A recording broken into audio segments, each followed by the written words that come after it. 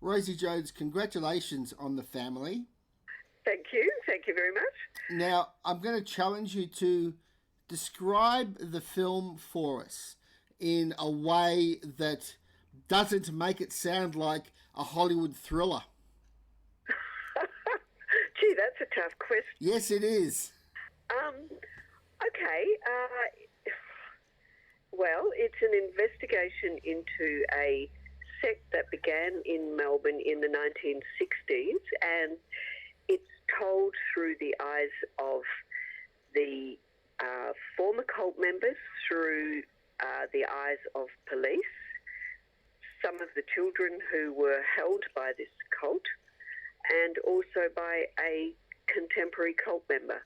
So it's many perspectives on this one major story about a very charismatic, blonde, glamorous, rather gorgeous, but very dangerous woman who was the leader of a cult in Melbourne.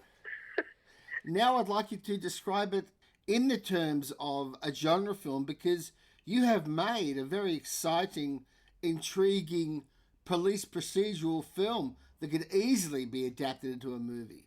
How would you describe it in Hollywood terms? Oh, gosh, these are hard questions. How would I describe it? Look, I don't know that I can answer that, Jim. I'm not quite sure what you're getting at. I guess it's a police, as you said, it's a police story about a cult leader who got away with it. That's a perfect one-line description. I guess what I'm getting at is that it is inevitable with many documentary makers that when they're structuring the film, they do quite often follow the conventions and use devices that we often seen in fiction narrative films. And I'm just keen to know that when you were putting this together over the 4 years that you devoted to it, how conscious you were to structure it and to frame it in a way that almost seems like a thriller, that almost seems like a mystery story. Oh, look, absolutely. Yes, it wasn't an accident.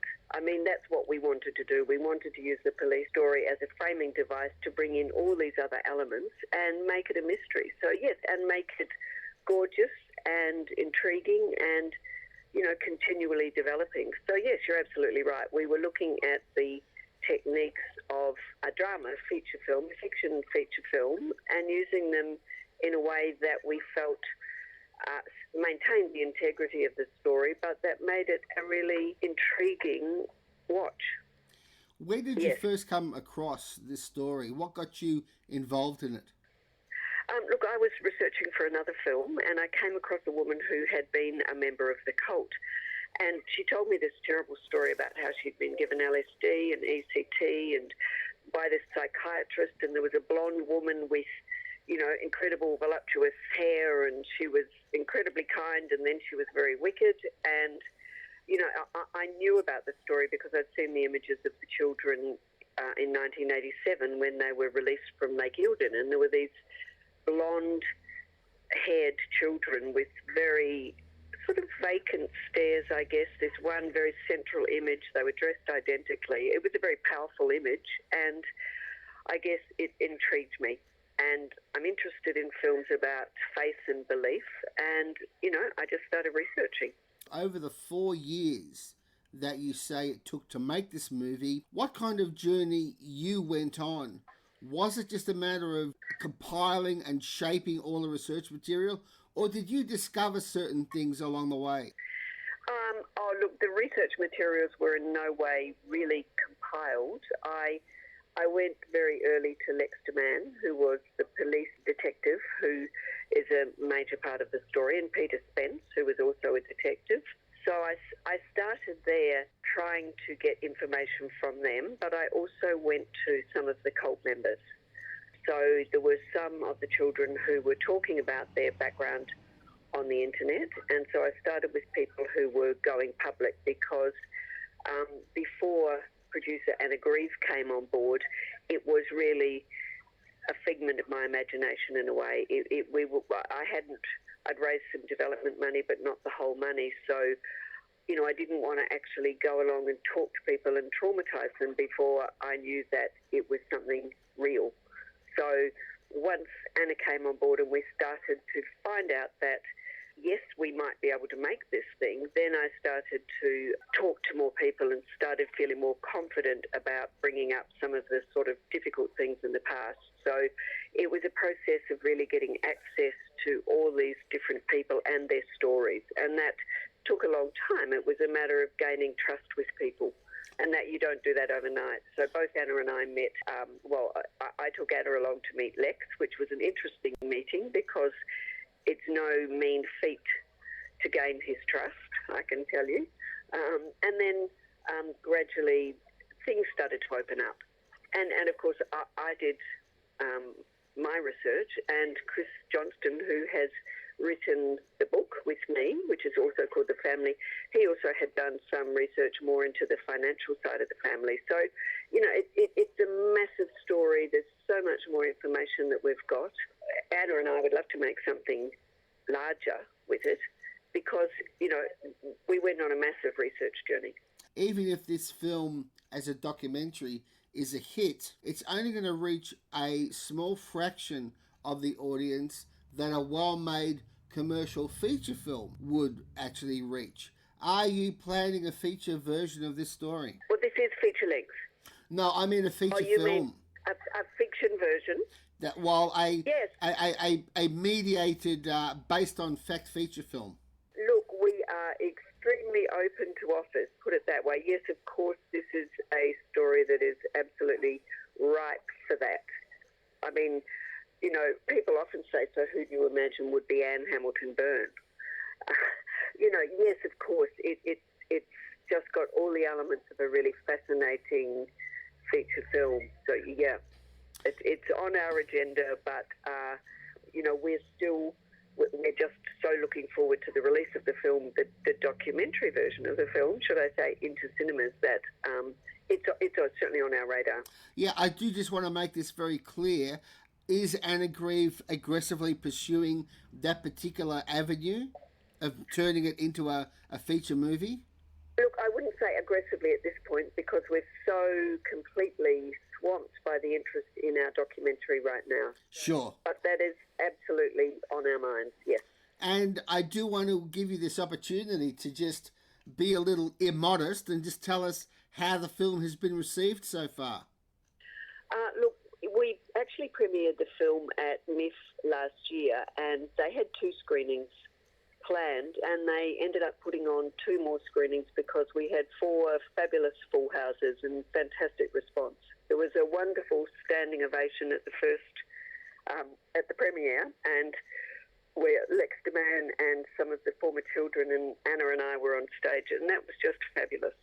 Very moving for everybody involved, for the participants and for us. It was just great. Everybody stood up.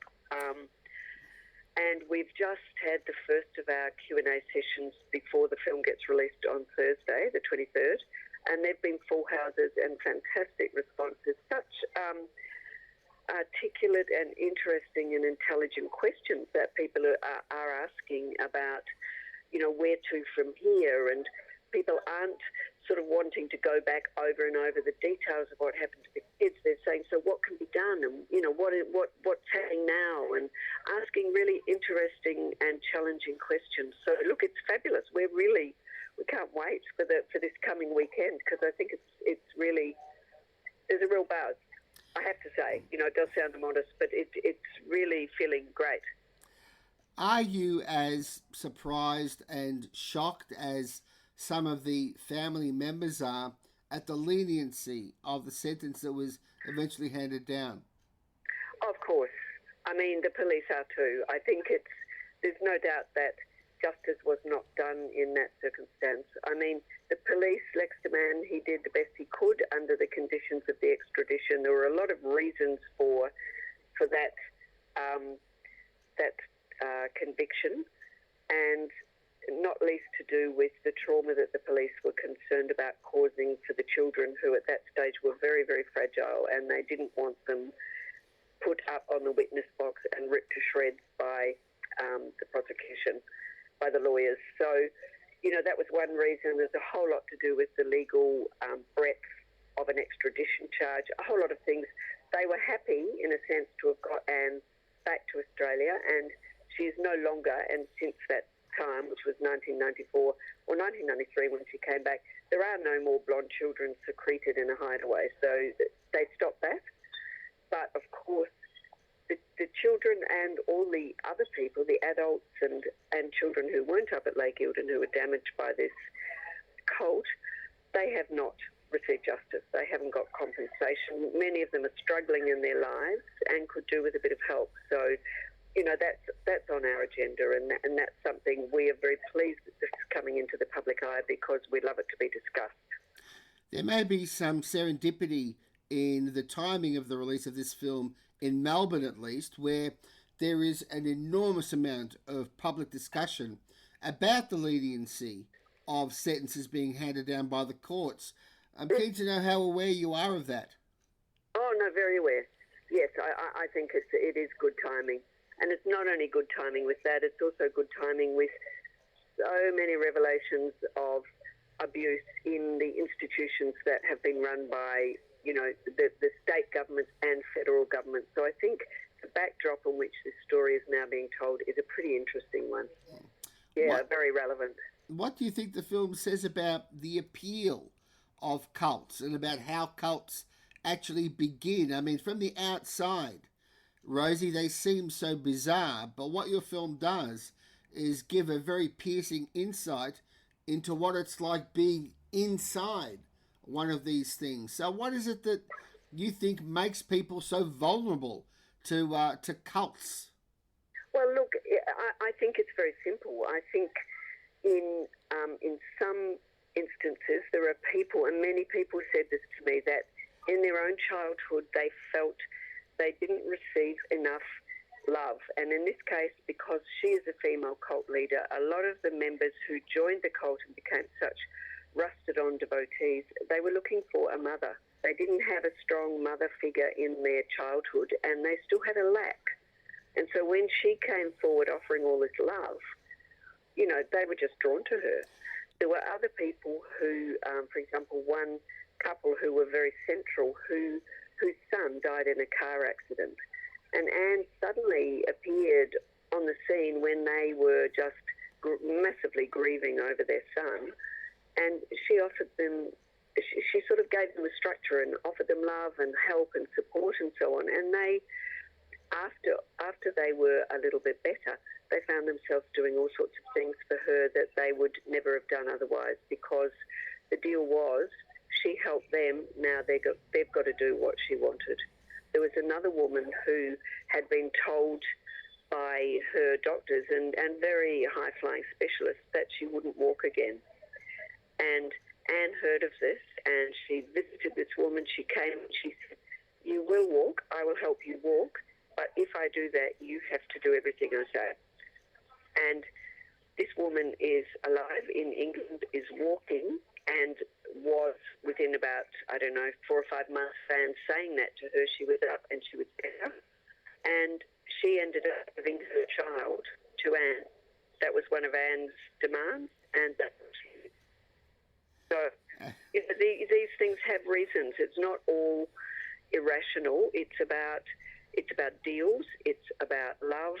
It's about people being in a moment of absolute vulnerability, and she could see that and she made use of it. Rosie, just as a side question, did you ever get to the origins of where she got the idea that Armageddon was on the way and that she was going to be the saviour for, you know, humanity's future? Is there any notion of where that came from? The notion of Armageddon and apocalypse and so on, that's part of a lot of cults. I don't think that was such an unusual thing, and it wasn't that long after the war. There had been nuclear bomb dropped on Hiroshima.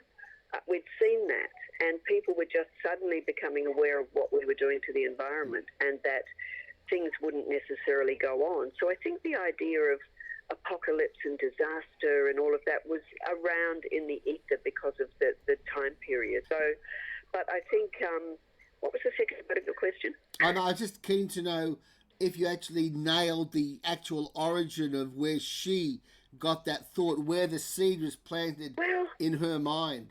That's more difficult to answer, and Sure. I think maybe that comes from her own psychology and from her mother's psychology, in that her mother believed that she was talking to dead people, believed that she could. She set her hair on fire. She was a very unusual woman. She thought she was a spiritualist. Anne was used to talking to these figures. She did actually say that her mother had a guru and that she had a guru, and that her guru could prototype himself all around the world, and in fact that she could do the same thing, and that he had told her that she was, the avatar. She was Jesus Christ reincarnated. Absolutely bizarre stuff. It is bizarre stuff. I think it was helped along by a spot of LSD and psilocybin. There was a copious use of drugs in the sect, and Anne herself did use drugs, although how much I don't have figures on that, but she certainly did. So, I think it wouldn't have happened without LSD. Now, given that we live in an era of digital video and sharp images and precision editing and so forth, the 8mm images of those kids, especially with their dyed blonde hairdos, does look quite haunting, and obviously has echoes to the Village of the Damned movie. Mm-hmm. But Rosie Jones, I've got to say, the thing that I found much scarier than those images was your revelation that the people that these people attracted to the cult weren't loonies. They were high-class, intellectual, wealthy people. One of the scariest things in the film is the revelation that the adult people that they attracted weren't loonies. They were upper-class, wealthy, influential members of the community. Oh, look, absolutely. I mean, that came about because the co-founder of the sect was a man called Dr. Rosie Johnson, and he was an academic, and he was master of Queen's College at the University of Melbourne, and he had published about six books before he became involved with Anne, and he was a scientist a physicist, in fact, who was trying to combine religion and science and sort of interrogate the relationship between those things. So he brought into the group all sorts of academics and psychiatrists and lawyers and doctors, and he was recommending it to his circle of friends who were very, very clever and powerful people. And of course, if somebody like him recommends something, you're not going to mistrust it. You are really going to go, well, this is interesting, this is the real deal. And I think his respectability and his terrific reputation were a major element. In fact, Rosie Johnson has his name on a wing in the quadrangle at Queen's College, still at Melbourne University. So, he's still a man of standing. And he actually was in a group that formed the Liberal Party. So he was a friend of Robert Menzies. He first took LSD, I believe, in his office at Queen's College with Professor Houston Smith from MIT, who's a renowned religion expert, still alive in his 90s. This was a group of very respectable people. Now you're starting to scare me all over again, Rosie Jones. Thanks a lot for that. Well, no problem. Yeah, just a couple more quick questions for you. Yep. Is the film getting a release in the United States? Look, we have been working with CBS News. So we have a relationship with them. They are working on something at the moment. We're not, to be honest, not quite sure what it will be and when it will come out. But we have been talking to them for quite some time, and they were terrific during our shooting.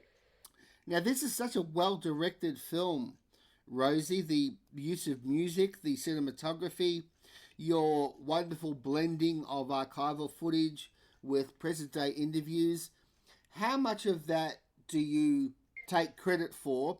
How much of it is the tireless efforts of editors and cinematographers and advisors and so on? Oh, look, it it's a product of a team, and a very experienced team. So, I have Anna Grieve, who's done terrific historical documentaries before, investigative history documentaries. James Grant, fabulous cinematographer, has done lots of docos, lots of feature, drama, etc., etc. So experienced. Fabulous Dale Cochran and John Mantovani on the wonderful drone shots. And Jane Usher in editing. I've worked with Jane before, and she's got a fabulous sense of story, great empathy for the characters. Keith Thomas, Livia Rusick, Mark Tarpey, wonderful Amanda Brown doing the music. They're all so experienced. It's not about me, it's about us. So we did the thing together, and that's the truth of all filmmaking. I'm not a person who's going to put a film by Rosie Jones on a film, because I think it's just nonsense. You directed a film called Triangle Wars. That's right. That's one of the best films I think ever made about the issue of progress and community action and vision and urban design and ground roots protesting. That is such a great movie. Well, thank you very much. I love to hear that.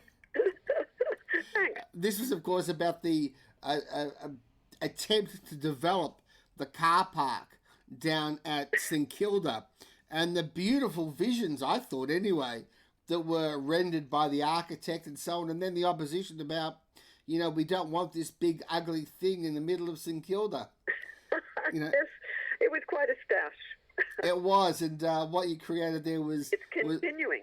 Yes, it's a wonderful chronicle of that particular stoush, but yeah, one hopes that something might develop. Thanks, Jim.